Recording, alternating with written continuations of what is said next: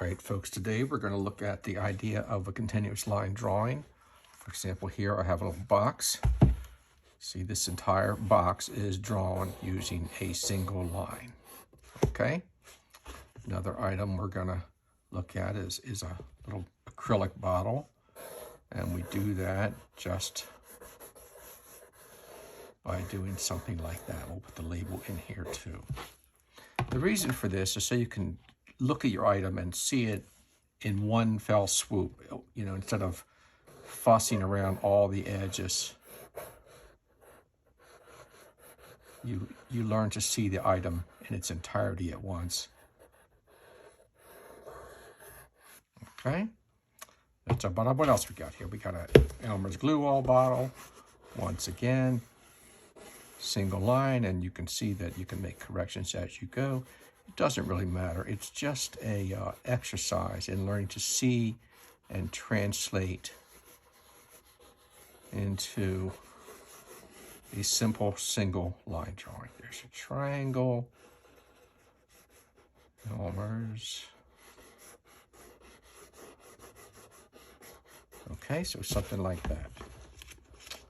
One more example of doing this would be, let's do a pine tree. This is the kind of pine tree, we're in Maryland, so this is the kind of tree that grows on the eastern shore, and it gets sort of pretty ratted up by the winds, the salt spray, the wind carrying the sand about, and they get pretty Spartan. Okay, so something like that.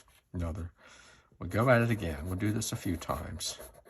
You always have these little branches off the bottom. And note, once again, I am not lifting my pencil. That's the whole idea of this single line drawing. You see I'm doing this little bit of foliage here, the little pine needles, and you see I'm starting to do them in a somewhat of a directional manner. Remember, don't do them all.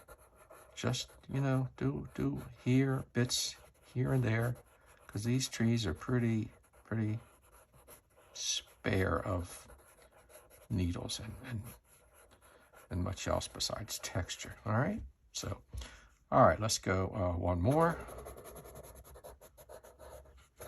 Once again, back and forth. And if you remember to my previous video, Manual Dexterity, I was teaching you to do this little random line work to create the leaf pattern.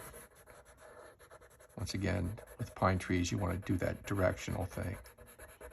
Now I'm starting to note that I'm doing a little bit too much of a symmetrical pattern, so break that up a little bit.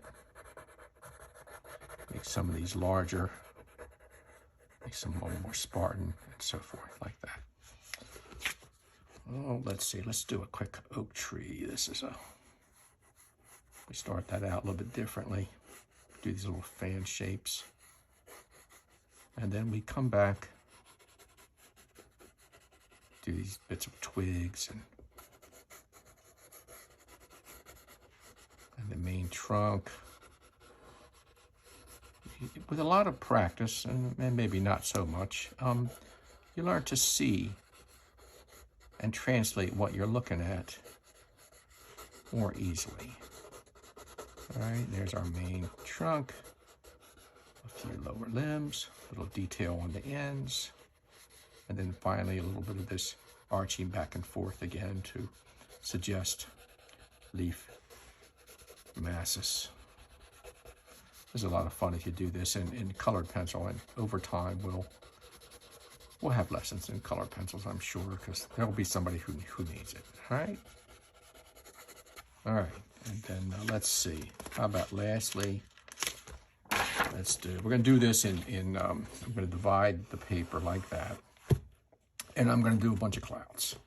I'll start with these little bits off in the distance. Then we get some closer.